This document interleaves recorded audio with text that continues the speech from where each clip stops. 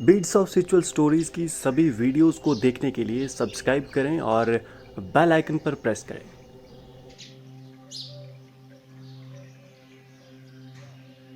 नमस्कार, beats of spiritual stories में आप सभी का स्वागत है। मैं हूं विक्रम सिंह ठाकुर और आज हम श्रीमद् भागवत गीता का प्रथम अध्याय आपके समक्ष प्रस्तुत करेंगे। श्रीमद् भागवत गीता के प्रथम अध्याय में महाभारत के प्रथम क्षणों का वर्णन है। जब दोनों सेनाएं युद्ध के लिए एक दूसरे के सामने आई, तब धृतराष्ट्र ने संजय से युद्ध भूमि का हाल बताने की विनती की और संजय ने युद्ध भूमि का वर्णन किया। धृतराष्ट्र बोले, हे संजय, कृपया बताओ, धर्म क्षेत्र कुरुक्षेत्र में एकत्रित युद्ध के लिए आतुर मेरे पुत्रों और पांडवों के पुत्रों ने क्या किया? संजय बोले, हे राजन, राजकुमार दुर्योधन ने पांडवों की सेना की व्यूह रचना का निरीक्षण किया और द्रोणाचार्य के पास जाकर ये वचन कहे, हे आचार्य, आपके बुद्धिमान शिष्य द्रुपद पुत्र धृष्टद्युम्न द्वारा संगठित पांडवों की विशाल सेना की व्यूह रचना को देखिए। पांडवों की इस विशाल सेना में भीम और अर्जुन जैसे शूरवीर धनुर्धर और सात्विक विराट और द्रुपद जैसे महारथी हैं। धृष्टकेतु, चेतिकान, वीर काशीराज, पुरुजित, कुंतीभोज, नरश्रेष्ठ शौभ्य, पराक्रमी युद्धमन्यु तथा बलवान उत्तमौजा, सुभद्रा पुत्र अभिमन्यु और द्रौपदी के 5 पुत्र, ये सभी महारथी हैं। हे ब्राह्मण श्रेष्ठ, आपकी सूचना के लिए हमारी सेना में जो श्रेष्ठ सेनापति हैं, उनका वर्णन मुझसे सुनिए। हमारी सेना में युद्ध में सदा विजयी रहने वाले आप स्वयं पितामह भीष्म, कर्ण और कृप यानी कृपाचार्य हैं तथा विकर्ण और सोमदत्त पुत्र भूरिश्रवा जैसे वीर भी हैं। दूसरे अन्य भी हैं जो मेरे लिए अपने प्राण निछावर करने के लिए तत्पर हैं। वे सभी युद्ध में निपुण हैं और सभी अस्त्र शस्त्रों से सुसज्जित है। पितामह भीष्म द्वारा रक्षित हमारी सेना अपरितिम है, जबकि भीम द्वारा रक्षित पांडवों की सेना हमारी तुलना में एक साधारण जीतने योग्य सेना है। इसीलिए आप सभी अपने अपने युद्ध स्थान पर स्थित हो जाएं और चारों ओर से पितामह भीष्म की रक्षा करें। तब कुरु वंश के सबसे ज्येष्ठ प्रतापवान पितामह भीष्म ने दुर्योधन को हर्षित करते हुए सिंह की गर्जना के समान शंखनाद किया।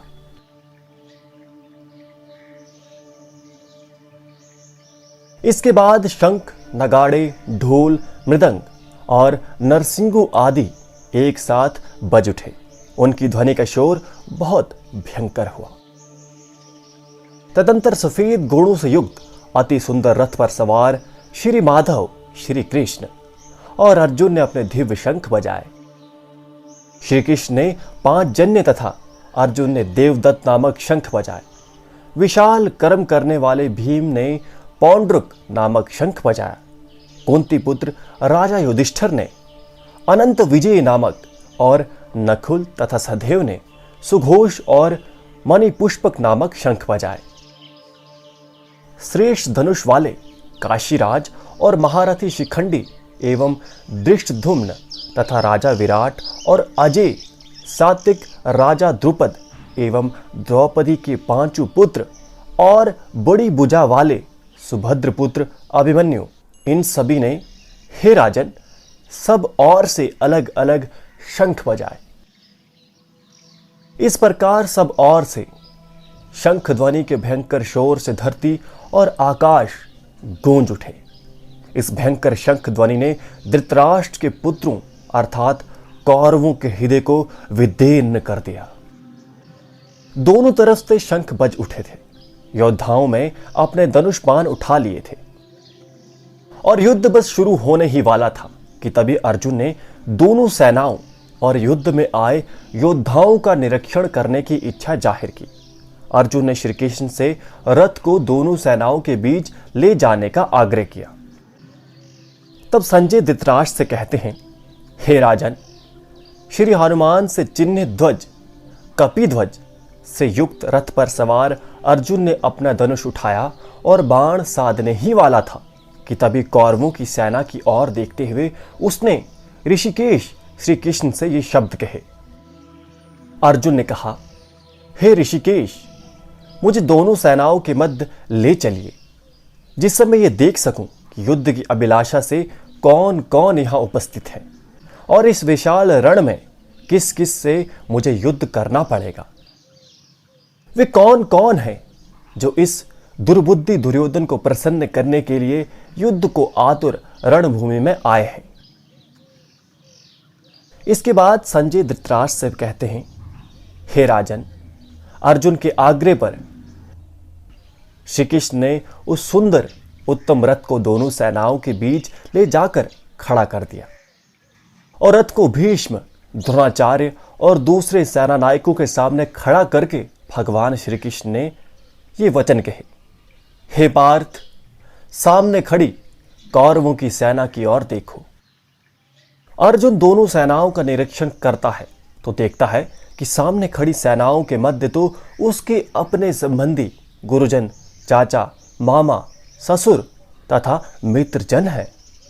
सेनाओं के बीच में जब अर्जुन ने अपने चाचाओं, दादा, गुरु, मामाओं, भाइयों, पुत्रों, पौत्रों, मित्रों, ससुरों और अपने शुभ चिंतकों को खड़ा पाया तो वहां युद्ध क्षेत्र में उपस्थित अपने सभी बंधुजनों, संबंधियों को देखकर कुंती पुत्र अर्जुन का हृदय करुणा से भर गया। शौक से व्याकुल उसने श्री कृष्ण से ये वचन कहे।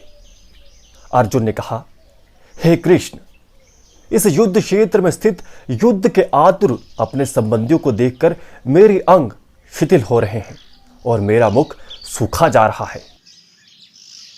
मेरा शरीर कांप रहा है, मेरे रोंगटे खड़े हो गए हैं, गांडीव मेरे हाथ से सरका जा रहा है और मेरी त्वचा जैसे झुलस रही है। मैं स्थिर नहीं हो पा रहा हूं, मेरा मन भ्रमित हो रहा है। हे केशव, इस घड़ी में मुझे तो सब अशुभ विपरीत ही प्रतीत हो रहा है। युद्ध में अपने स्वजनों को मारने में मैं कुछ भी कल्याणकारी, क्षयकारी नहीं देखता। हे कृष्ण, अपने स्वजनों को मारकर मैं ना तो विजय चाहता हूं, ना राज्य और ना ही सुख। हे गोविंद, ऐसे राज्य भोग, सुख और यहां तक कि जीवन का भी क्या प्रयोजन जब वही लोग, संबंधी और मित्र जो इस राज्य को भोग कर खुश हो सकें, आज सब कुछ छोड़कर युद्ध के लिए खड़े हैं। गुरुजन, ताऊ, चाचे, लड़के, दादे, मामे, ससुर, पौत्र, साले तथा और संबंधी सुख और जीवन का मोह त्याग कर युद्ध के लिए आतुर हैं। हे मधुसूदन, यद्यपि वे मुझे मारने भी चाहें तब भी मैं क्या उनका वध करूं? इस पृथ्वी की तो बात ही क्या, यदि तीनों लोगों का राज्य भी मुझे मिल जाए तब भी मैं इन्हें मारना नहीं चाहता। हे जनार्दन, धृतराष्ट्र के पुत्रों को मारकर भला हमें क्या प्रसन्नता होगी? इन आताताइयों को मारकर तो हमें पाप ही लगेगा। अतएव हे माधव, धृतराष्ट्र के पुत्रों, कौरवों और संबंधियों का वध हमारे लिए उचित नहीं है, क्योंकि अपने ही स्वजनों को मारकर हम कैसे सुखी हो सकते हैं? यद्यपि लोभ के वशीभूत ये लोग कौरव अपने ही कुल का नाश करने और मित्रों से द्रोह करने में कोई दोष नहीं देखते, लेकिन हम लोग ये जानते हुए कि ये कर्म युद्ध कुल का नाश करने वाला है, इस पाप में हम क्यों सम्मिलित हों?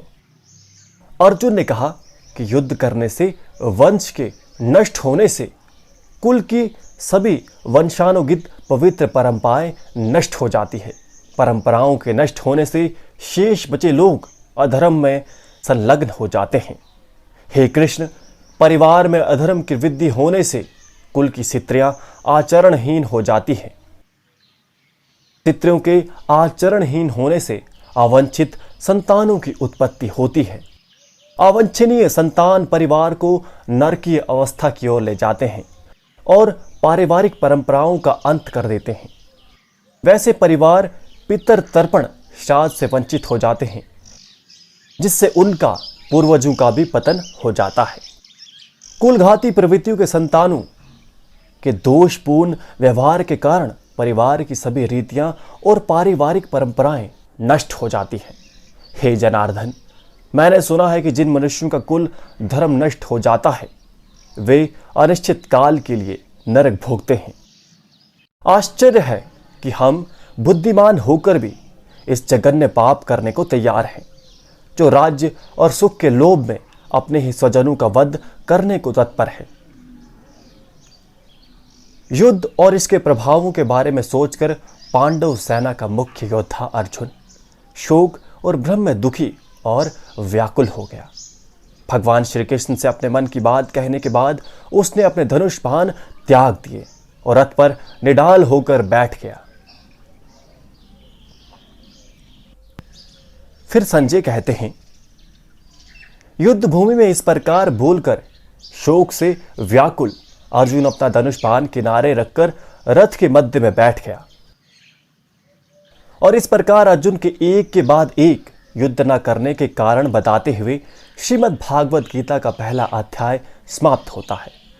इसके आगे के अध्यायों में भगवान श्री कृष्ण कैसे अर्जुन की सभी शंकाओं का समाधान करते हैं और उसे युद्ध के लिए उठ खड़ा करते हैं, वे हम आगे के अध्यायों में समझ सकेंगे। प्रियजनों, यदि आप चाहते हैं कि इससे आगे के अध्याय की वीडियोस आप तक स्वयं पहुंच सके तो हमारे चैनल को सब्सक्राइब व बेल आइकन पर प्रेस जरूर करें। धन्यवाद। जय श्री कृष्ण।